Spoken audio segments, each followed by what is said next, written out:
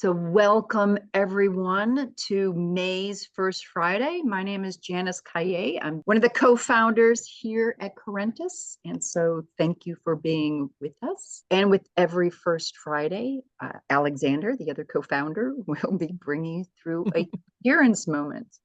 So with that, I give it over to you, Alexander. Great. So let's do a coherence moment. Everybody take a moment to sit back and ground yourself with both feet on the floor. We'll just do a little breathing here to get ourselves clear, calm, and present for Mieke, who is calling in from Australia late at night, which is fabulous. So let's just sit back, relax. Let's close our eyes together and find our breath. Just please begin to breathe in and out with intention, focusing on longer and deeper breaths. Really fill up your lungs on the way in and just fully exhale on the way out. And find a comfortable rhythm for these longer, deeper breaths. And then activate a sincere feeling of appreciation, of gratitude or love for someone, someplace, something in your life, and actually feel the appreciation, gratitude, or love, and breathe that feeling in and out through your breath. Take a deep breath. Thank you for that, and I'll hand it back to you, Janice. With that, I want to again welcome everybody to the Corentus Global Community First Friday with the Thought Leader. All the people from the community come from various parts of the world and various programs that we have put forth. So thank you so much for being here. We appreciate you. So I am very excited and honored to bring you Mieke Jacobs. So Mieke has 20 plus years of industrial experience in operations, supply chain, continuous improvement, and transformation. For over a decade, she has served as a global strategic advisor to executive teams in a wide variety of industries on value creation, operational excellence, transformational leadership, and culture change. She navigates executive teams through complex systemic organizational and team dynamics by discerning between systems, patterns, and undercurrents, which is so critical. And that is why practitioners, like so many of us on this call, are valued for our perspectives and our ability to see these patterns. Holds certifications in coaching, NLP, systemic intelligence, constellations, trauma-informed coaching, and energy mastery, all of which enables her to cover a wide range of topics, from strategic and tactical business themes to the essential inner work of leadership, and that's through coaching and facilitation. She's a systemic teacher, a recognized thought leader, our thought leader for today, and the author of 3 books. She holds a master's in economics engineering and is fluent in Dutch, English, French, German, and Spanish. So me and all of us at Corentus, great joy in bringing to you today Mieke Jacobs. Always an awkward moment when you read the bio part of it. So forget about all of that. And I would like to start with another part of me, which is the poet in me. We also titled this Becoming the River. And I would like to start with one of my poems. My 3rd book that I published was my poetry end of October. And I would like to start with the poem. If you feel like closing your eyes to listen to that, that is more than welcome. What if I just follow the river?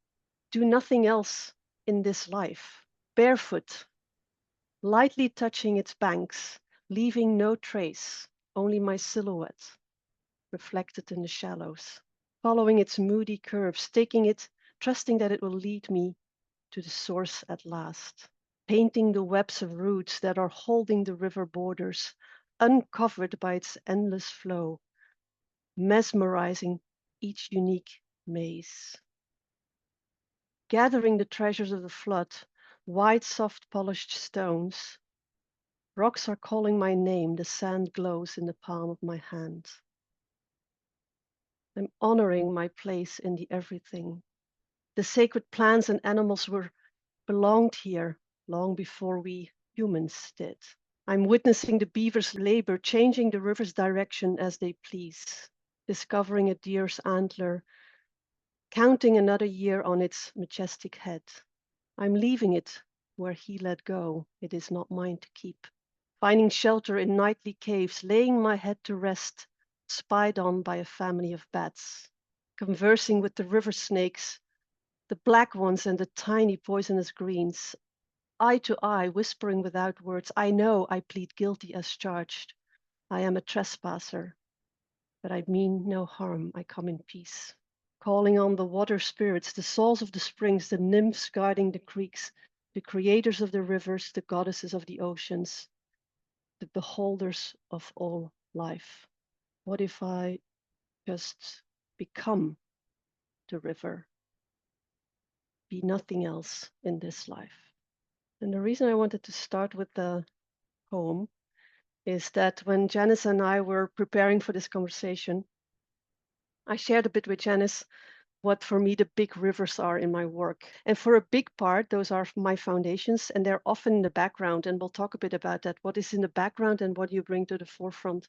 And I named three. And the first one is systemic intelligence and organizational constellations. And the second one was trauma-informed facilitation, which includes trauma in organizations. And then the third one that we spent quite some time on was energy mastery. And then, of course, I have a big number of small rivers that are joining the big river when it comes to, bringing to clients and teams what I can bring to them. By coincidence, you had Paul Zonneveld a few months ago, and then on systemic intelligence, and then you had a beautiful conversation with Amy last time, Alexander. So we thought it would be beautiful to add energy mastery to it, because for me, that has massively accelerated and expanded my work in the last decade. And I know that the title of this, regular session is First Friday with a Thought Leader. And somehow it struck me that almost implies that term, that thought leadership resides in the mind. And what I had to do in the preparation was very strongly, I had to measure what aspects of this vast field of energy work that I've been studying and integrating for the last decade was already truly embodied wisdom in me, because otherwise it felt I would be talking about energy mastery and not from the experience. So in that respect, I still, when you did the gratitude moment, Alexander, I was thinking about honoring my energy teacher, and maybe she's the teacher of some of you as well, Linda Cesara, and the many lineages, these the rivers that have been her source, because I'm really standing on the shoulders of giants. And knowing that 15 minutes is very short, but that at the same time that 15 hours would also be largely insufficient, I wanted to touch on 4 elements that have been strongly anchored in my team facilitation work. So those 4 elements are coherence, alignment, help, and the void. So let's start with coherence. And obviously, it's almost embarrassing because I'm preaching to the choir here at Corentus, because if any organization, and knowing you, Alexander and Janice, for quite some years, if anyone templates coherence and the importance of that for the self-regulation and the team regulation, then it's you. But I want to add a few elements to the coherence aspect. So yes, for me, it's also 3 dimensions: coherence within yourself, which has everything to do with the synchronization, the self-regulation, any presence practices, currently much supported by the polyvagal theory and the science about that. And I start to notice that's often an entry that is working with senior executives, because they connected the science, and then it leads me into the whole area of coherence within yourself. And then, of course, coherent teams and organization. But I also want to add the dimension of attending to larger coherent fields. So maybe a little bit more around the team coherence. And obviously, and you have been studying and doing this for a long time, we've always, I think, in our team coaching work have included practices for co-regulation and a team, for synchronization. And what I noticed recently more and more is that the real subtle awareness of moment-to-moment coherence is what makes a huge difference. And it's working with leaders and their capacity to notice fragmentation in the moment. Do they notice in the moment? And energetically, it's almost that they are all of a sudden distancing themselves from the topic, or from each other, or from themselves. So all of a sudden there's a retreat, and they go out of relation with the topic or with each other. And all of a sudden it becomes an it conversation, and they're not in relationship anymore. So The whole notion of team coherence, I much more start to notice and see it and mention it in the moment-to-moment exploration, because you never have full coherence all the time. So it's noticing the fragmentation and then having the capacity, first of all, the awareness and the capacity to go back to coherence. So that's just a small element on the team coherence. But I wanted to, for a moment, pause on attending to larger coherent fields. Certainly in these times, and of course, these are not the first times of great disruption and chaos, but from a principle point of view, and I'm also using that language because it resonates with leaders, is that disruption dissolves in coherent fields, or at least reorganizes itself. So I often describe the importance of a coherent field because they can then, as a team and as an organization, handle larger disruption. Now, what does that mean, larger coherent fields for organizations? And I'll just give a few examples. For example, the purpose, and we talked a little bit about it before this call, in true systemic sense, and you might remember that from the conversation with Paul, in true systemic sense, the purpose is an outward in movement. It's really like, what are we invited to by the larger systems? What are we in service of? And if that purpose work is done in that way, then a purpose can really be a coherent field that in times of chaos, the whole organization once again can use that as an aligning force to keep an eye on that longer term purpose. And then some of the chaos just disappears and becomes noise at that moment in time. And that might still be familiar.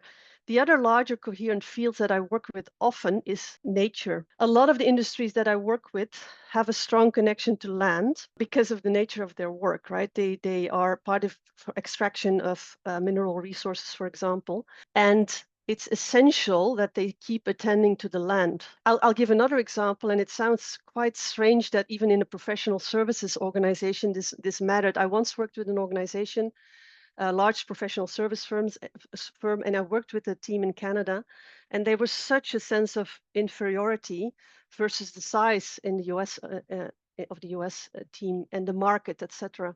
And what we did with them, and it doesn't mean that their size changes, but we did connect them again to the vastness of the land, and to to the massive resources that are there and the wisdom that is there on the land. And also that became a coherent field for them to attend to when they got into those dynamics with other parts of the organization. So larger coherent fields can be anything, but it can also be, a common goal for good, like anything that is done around sustainability, like social justice from within the organization, can also be, again, an aligning force that removes quite a lot of the disruption. Which brings me to the second one, alignment. Again, I use 4 elements, but they're so intertwined and interconnected, because what we say in energy work is that in a strong coherent field with a strong intention, chaos organizes itself around a strong intention. So you could maybe wonder, what does that mean, alignment? And for me, and that is very personal, and everybody has their own connection to what that means. Of course, for me, that's very strongly connected to some of the universal principles that, that are part of life. You could also call them sacred law. But you might wonder, how do you bring that to organizations? And for leaders, it can really be a realignment with the essence of their role. And sometimes that's quite archetypal. We're not used to have leaders take an oath when they a real oath, like, for example, a king or a queen would do at coronation, or even in politics. In Belgium, the government will still take their oath in front of the Belgian king. And yet that notion, that archetypal notion of almost taking an oath and vowing to the essence of your role, for me, is very strongly present in leaders as well. In a way, they do take an oath, right? They take an oath to the higher purpose of the company. They take an oath to, I would say, to passing life forward, but also to all stakeholders. Janice, you just had a beautiful story about, how you worked with that. So in essence, they do take an oath. So I often work with leaders to reconnect them, and even you could say call them to alignment to the essence of their role. And there's different ways of doing that. So one of the things, we very often walk the timeline of the organization in order to connect new leaders to their roots and to own the impact of the past decisions, even if they were not there and at that moment. And then, of course, to do better with increased insight. And by doing that, What we're really doing is inviting them to take their place in the lineage of leaders that have come before them and that will come after them. And I have noticed that that's a very different stance than just coming in and putting your stamp on an organization. I recently listened to a very touching keynote from Owen Eastwood, who expressed it in the language of his Maori lineage. And he used the expression, and found it so beautiful, when the sun is shining on you. And he uses that to, as a metaphor for leadership, because when the sun is shining on you, when it is your moment to step in as a leader, and he indicates that's not yours to choose, right? It might be a very challenging time, but if this is your moment and you are called to step up as a leader, then the sun is shining on you. And that includes that you are indeed including the past and that you know the stories of the past, but it also includes that you take decisions that are beneficial for the generations to come. So it's a very different stance of leadership if you are seeing your place in the longer term, passing on of life of the organization. And I'll share two stories from the last weeks. 3 weeks ago, I was with an organization and that they had gathered their top 140 for their annual global leadership event. And I had a 2-hour time slot at the very end of the 2 days. And what we did, we brought in the very complex timeline into the room, which had six different legacies, and none of them really were integrated. So there was quite some honoring to do of all these. We literally made a river out of it. So the big river was now a Japanese company, but it had bought, 6 legacy companies in the last 15 years. So very short term, a lot of integration work and a lot of loyalty to the past. So that was a truly detoxing activity. And then at the end of it, I invited we were sitting down again in this Roman theater style, and I just handed the mic around and asked all 140 people to state in 1 or 2 words what they stand for as a leader. And of course, on the surface, that looks like a nice thing to do. But on a deeper level, on an energetic level, what's truly happening there is that they're sharing their intention and their commitment into a ceremonial space almost. Again, I'm often not using those terms in the forefront, but by doing what we had done, by integrating the past, by owning the past, by honoring the past, by bringing the system to life in the room, we had created a ceremonial space. And then this 1 or 2 words, which was very powerful, because sometimes you have it that, the energy and the word are one. And I did some micro coaching with some people when that was not the case and they could feel the difference. And in essence, I think the energetic impact of that round is much bigger than what they currently even can imagine, because it's a charged field and you have that strong intention and commitment. And then the second example, as you know, I'm currently in Australia. I don't live here. I'm Belgian. But I'm working here with a company, and they had their annual general meeting yesterday. So imagine big room, one side of the room, rows and rows of chairs with the shareholders and investors. And then on the stage, all the board members. Even the setting in itself, it almost looks like a court setting. And as they always do, so I have no credit for that at all, but I just recognized it. They invited this time an elder woman of the original owners of the land we were meeting on, to do a welcome and to welcome to country. And it's really very moving. And I had goosebumps, because what she did is, first of all, she reminded all of us that the original people have been meeting like this for thousands and thousands of years. Of course, in a slightly different setting. It was around campfires and it was sharing stories, but it was also sorting things out. And then all of a sudden, she reminded all of us of the purpose of this gathering. The intention of this gathering, she said, is to connect and learn from one another. And it's so much shifted for me, the energy in the room, because again, the setup is quite opposing. And typically, of course, the board gets challenged by the shareholders on numerous topics. But all of a sudden, she reminded everyone, but in essence, we are here for connecting and learning from one another. And then she said a second thing, which was also very important. She said, and another intention is, and she used, of course, also the original language initially and then translated it, she said, setting things in order. So it is calling the board to account as well. It's even, shareholders also have responsibility because they put pressure on the board. And if their pressure is only about shareholder value and not about the larger impact on the community, they're also, in a way, not taking their full responsibility. So somehow, in such a precise way, she reminded everyone to take their full accountability from the place that they have and the privilege that they have to be in that place. So very, very beautiful examples for me of calling leaders back to alignment to what they are there for, essentially to do, which is indeed not just making money or just getting the next 2 years right, but it's that longer term perspective.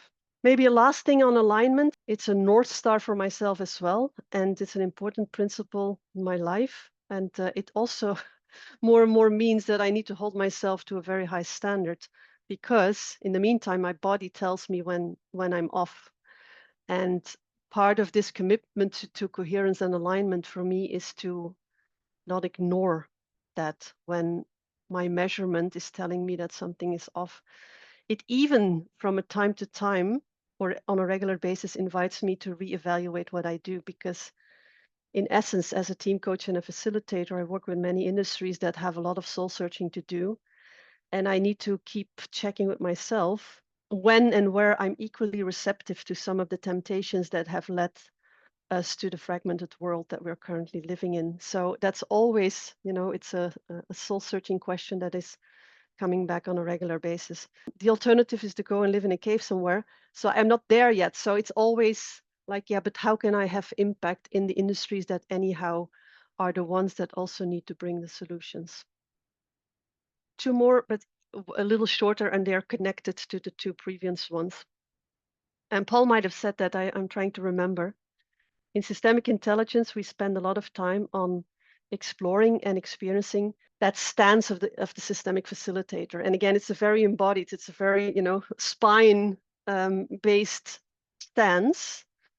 And one important aspect of it is to right size yourself. Maybe it's because of our inner work that we do, or maybe it's because there's so much disruption and chaos and the rest out there that we might get caught in the belief or the pressure to solve things for other people, to make things right, or to solve it for the team that we're working with. And I'm absolutely guilty as that. I need a lot of supervision on that on a regular basis. But in essence, what you do when you put all that weight on your shoulder or completely lean in to solve it for others, then systemically you're making yourself bigger than you are. So that is an interesting question that I always have. Like, I have so much longing for the teams that I work with, and what is mine to do or not. And recently I had a supervision session with Linda, and she beautifully phrased it, and all of a sudden I got it. She said, yes, but you do have a place as a designated support system.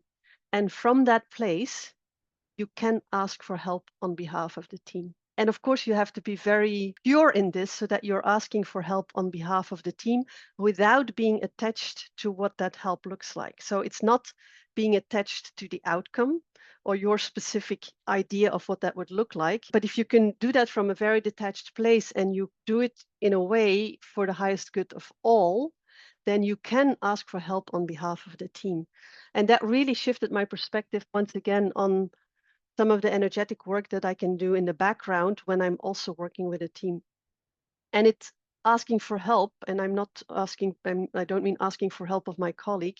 That's of course helpful too, but more asking for help of higher forces, a larger coherent field. So it can come in many forms.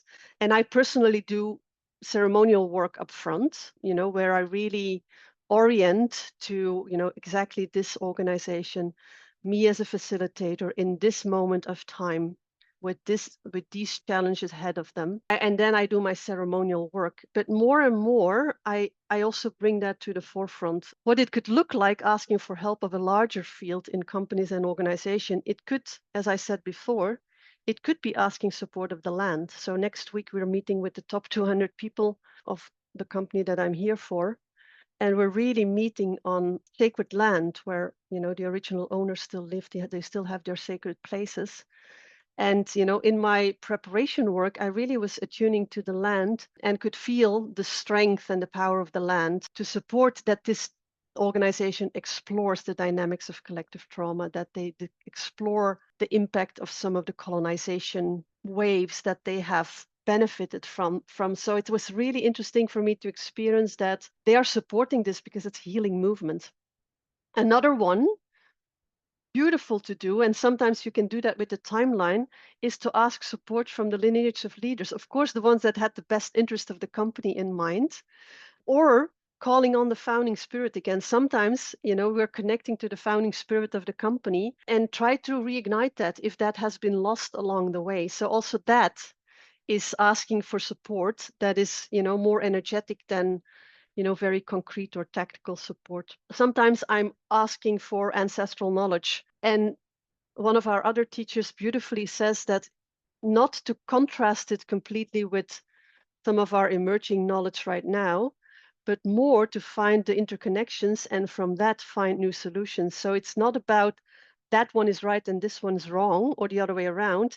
It's more that a connection and a relationship with the ancient knowledge and with, the current emerging or technology, that there are new solutions at hand. Sometimes for some teams, it depends a bit on the context of the organization. Some organizations have a faith structure that they are connected to. Also, that is a larger field of coherence. So you could connect them to any source of meaning of alignment that that resonates with them and that is templated in them. So just a few examples of calling for help of a larger energetic field. I don't take that lightly because it often comes with a strong responsibility. So it's not that, you ask for help and then, you hand it over because you stay, you have to stay, because if you are the connector or the bridge builder, then of course, as the designated support person, you're also the one that listens to the, to the whispers of, this larger field. You're also the one that, checks in with your own body to see what's happening, etc. So it's a very embodied experience to, to work with these energetic fields. And it requires supervision. But again, I'm preaching to the choir. I think one of our teachers said that beautiful, in principle, you need to walk in with a white t-shirt in your team facilitation or whatever. And you need to walk out again with a white t-shirt. And the moment you have stains on your t-shirt, moments that you were triggered, confused, got in your own way, then that requires supervision. So that's an important one. And let me add the last one, and then I would love to hear a few voices. In one of the lineages that I work with, it comes from the Native American traditions. At the end of, creating a larger energetic field, we call in void. Initially, I had no idea what that meant. Some other words for that is the space in between. And in essence, what you do there is you include all possibilities. You welcome all possibilities. It's another very important part of systemic facilitation, that you're not attached to one specific outcome, that you're not excluding possibilities, even when that might mean that, for example, the system in itself in this form or a subsystem might not survive. But in essence, you're trusting a larger movement. So it's a very interesting, knowing that we also get so attached and so invested in our clients. It's a slight step back and a lean back in order to really include all possibilities, because the moment as a facilitator you start excluding certain options because you're scared of them or you don't want that for them, then in a way you're already intervening in the system. Again, it's more around trusting that when you work with energetic fields, that there is a larger movement at play beyond what you can see right now, and over time, and you have no idea what the impact's going to be of your interventions and when it's going to show up. So I'll end with the last sentence of a colleague of mine, who, whenever something is disruptive is happening in her facilitation or in her work, that she asks herself, like, how could this be life orienting itself for the highest good of myself and of all? So she is always prepared in times of disruption, or when outcomes are not as expected, or when there's resistance from an organization of a team to what you're trying to make visible and open up, to always reframe that and trust that, the movement or the intervention that has happened or the nudge will have a larger impact at one point in time. So let me stop here. Again, I really had to be very selective on what I could bring, but I would love to hear some reflections, shared experiences, what resonates with you. Just hearing your voice and feeling where you're at from an energy standpoint, super, super helpful in terms of my practice, and would love to hear what other people think, any questions people may have. Otherwise, I have some questions that I'd like to, if that's okay. So Mieke, we spoke a bit of meeting clients where they're at. What are your thoughts and or suggestions, to practitioners who care so deeply and want to help leaders and or their teams get to a place of coherence, and yet you know they're pretty far off? What are your thoughts there? Yeah, beautiful. And I know you and I have explored this also in our previous conversations, because it's such an important one. That's why I've a few thoughts I have. First of all, again, what do you do in the background and what do you do front stage? And carefully keep measuring what your mandate is. So, again, intervening, my mom always told me, don't intervene in someone's life. And again, I'm learning that the hard way still, because I have such a longing for my teams maybe to already see more or to already be, further ahead on a journey. But I very much learned to carefully attend to what is ripe in this moment. And you might, as a coach or a facilitator, have seen a million more things, but it might not be ripe at this moment. And then even, anything you try to do to, to touch on it, to bring it to the surface, to name it, is either there's resistance, or it's not even heard. I also have seen that before, or experienced it before, that they don't even hear it. So I find it a very, very precise balance to find as a facilitator. And that's why I said, but I start to experience that even if there's, it might not be ripe there. Again, I can already enlarge the container so that the moment that is ripe, that the container is there to unravel it. I want to say one thing. Recently, I've even seen a retreating movement of some of the, where before clients were very open to even the words healing work, or, or collective trauma integration, or trauma in organization, or even some of their own shadow work, doing it in the context of the team. And I even now see a retreating movement, to the extent that it looks like it's not safe. Maybe it was not safe before, but it's less safe than before. And people are already in a state of overwhelm and opening up something that doesn't feel safe in front of an organization, or you cannot close because it brings up so much undigested material, is then not the wise thing to do. And interestingly enough, and you and I talked about that briefly, in that situation, just being present helps. So I'm more and more sometimes asked to be a witness to, the workshops, and to do less intervention, but to be a grounding factor, to be again a source for coherence myself, without intervening too much. So that's one thing that I noticed, that with the retreating movement, I'm becoming the river even more than following the river. So yeah, I don't know if that answers your question. Mieke, I'd love to pick up on what you just said about being present helps.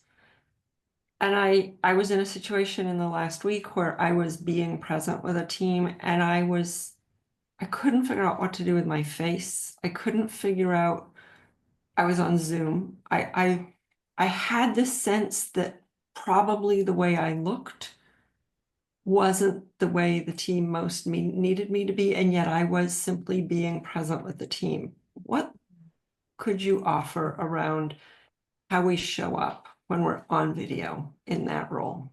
Yeah, so it's such a beautiful question, because well, it's interesting that, of course, our nervous systems are designed to pick that up. So even if they might not be that embodied, your team, they might have picked up something in you that, that somehow touched on something in them. So I certainly would not beat yourself beat yourself up for it. It's such an interesting.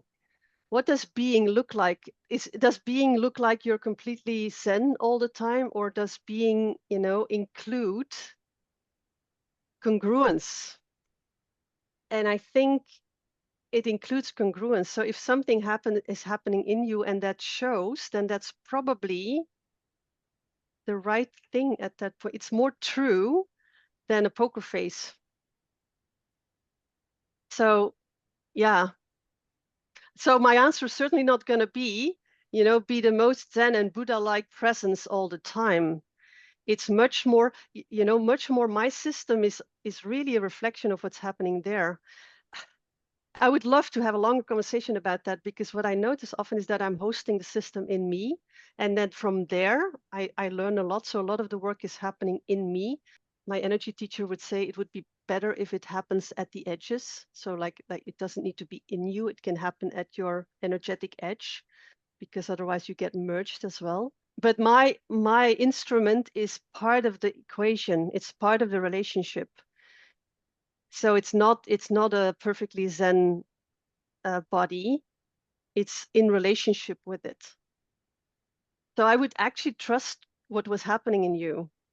I don't know if that resonates with you. Did you trust yourself, or was the feedback, for a moment, pushing you out of maybe the knowing that you were actually very present? Yeah. I find I get caught in, and this is a funny thing to say, I get caught in love. I get caught in love for the team. And so I start smiling.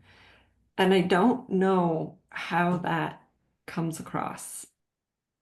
Because there was something in your words that might make me wonder whether you do get entangled in the system. Oh, I'm sure I do. 100%.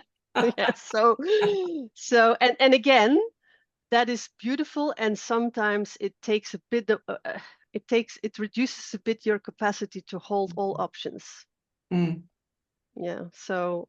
Thank you. I'll go away and think about that. I really love what you said about coherence. As you know, it's been a multi-year search for me to really understand it and to live it through all the ups and downs of my personal life that I've been through. And do you do any form of teaching or sharing or content around what coherence is with your clients? Or do you just go through it through pure experience? Do you do any knowledge or experience transfer, I guess is my question. Yeah, that's it's a beautiful question, and it's always it's for all the domains that I work in, like also the Right. systemic principles. Do you teach them or not? Right. The answer is more often no than yes, but it's always a careful consideration. So if I'm working with a team that really have great thinking capacity but have no clue about their bodies, and this is not a judgment, it's only in the last decade that I started discovering that the body had anything to do with it. So it's not unusual if they have no felt sense of their bodies, and if it's still a very unsafe environment, then sometimes the science or the principles or the framework helps.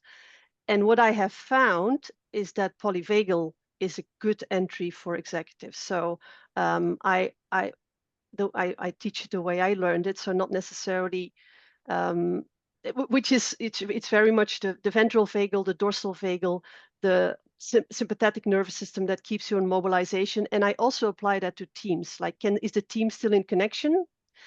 Is the team still mobile? So can they still act? Are they in a complete shutdown? And I've experienced that polyvagal is a way to start working with nervous system co-regulation, etc. So that is an entry, but more often than not, will I not do the theory. Okay, good. But will I more do, again, I'm often asked to be not only doing team facilitation, but to be there for the full 3 days or be there for the full 4 days. And it's in the moments when they are in the heat of the conversation, that balcony moments, And, the subtle noticing of fragmentation, the subtle noticing of restoration of coherence, Yeah. capacity for repair, and naming it in those moments and being aware in those moments is often more impactful. But again, it's a careful consideration. So I would be really curious what you do, because if you have established such a body of work. Like I love the coherence or the state of mind check, because it's something that people can hold on to. So it's always a careful consideration what will land with them. Yeah. Yeah, just on a personal note, I think as life goes on and the years move on, less teaching, more experience. Mhm. Just finished a 2-day design session with a client, and all of it is experiential, no content. And just really interesting exercises to get people to experience things like listening and connection and coherence through experiential with minimal to no content, which feels Yeah. really good. Yeah, Them too.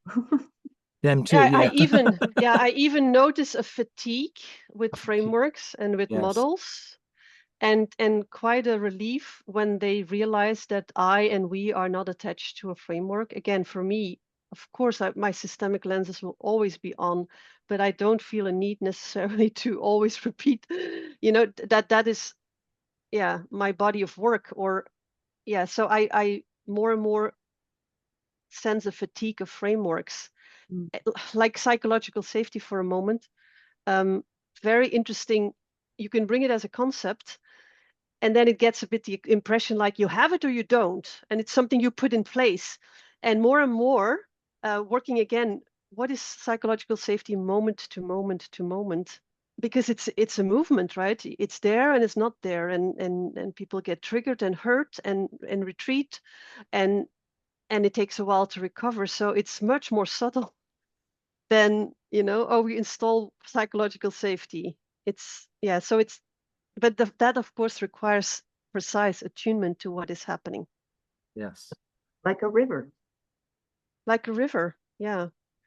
And Janice and I had a beautiful exploration exchange about preparation, because it doesn't mean that you're just coming in with no preparation at all and you're just showing up. Not at all. So we had, I think we connected there, Janice, that I'm often very well prepared. And like this 3 weeks ago with this massive timeline, it was 140 people that I had on a timeline with 6 legacies. And it took me quite a while to figure out what the timeline was. And the moment I had it and it was in my system, I was also very confident that, this whole thing would work out with 140 people. But it does require the preparation. And I was recently just even doing a first business development conversation with a client, and I listened to a 4-hour podcast of the whole history of the company before I went there. The level of attunement that I had after that was just, so different than before. So it doesn't mean, I'm just showing up and I'm the river. No. It's both. The moment you're very well prepared, also what, a desired outcome is, then you can let go, and then you can, respond to what's happening in the room. But it doesn't mean just free ride. Yeah. Exactly. Jonathan, and then unfortunately we do have to run. So, Mr. Sibley. Yes, I was just thinking, it feels like there is something about adult development in this discussion and in the air.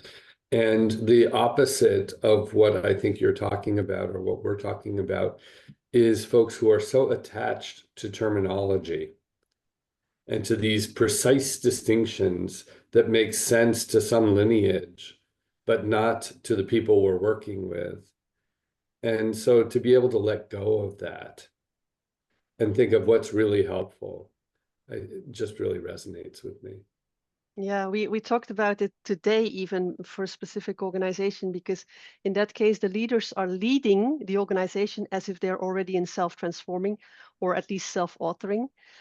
And even though I don't like necessarily to say socialized mind, because that feels like a judgment to the person, and that's not what it is. But I was describing to my colleague that because of the circumstances, the legacy, the existential threat that they're in right now, that because of that, self-authoring and self-transforming feels very, very scary in this moment. And how can the top leaders find the balance between, you know, giving maybe some more of what is needed right now and still trust and assume that this organization can grow into, you know, the next development stages. So yeah, I love the body of work, as long as it's not a judgment about the person, because it could be a whole set of circumstances. Again, talking about coherence and polyvagal, if the whole organization is in a constant state of survival, I mean, then it's not a flaw that they're not in self-authoring and self-transforming. Then that systemically, that organization is in a state of survival and probably has undigested material from the past, and that has an influence on the individuals. So I always like to combine what is of the person and what is of the organization.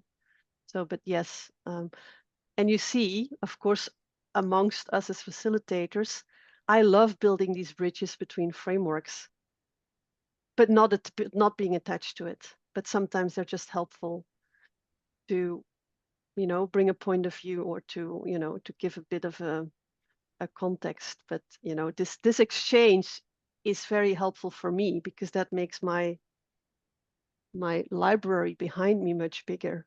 But, you know, I'm not always putting it in the forefront. Thank you. And on that Thank you note, for that. thank you for note. helping build our library and helping us understand better energy. And I appreciate you, and I love you, and thank you so much for being our thought leader. You're so welcome. I hope it was an embodied thought leader, and still with a beginner's mind. So yeah, lifelong exploration. Very much so. Such a- Luckily, luckily. Yes. Yeah. Thank you. Thank you Thank you, all for Mieke. staying Get a on. good night's sleep. You. Yeah, I will have to unwind a little before going to sleep now. You can imagine, but it's fine. It's Saturday. Saturday. Okay. Right. Thank Thank you. you. Bye-bye.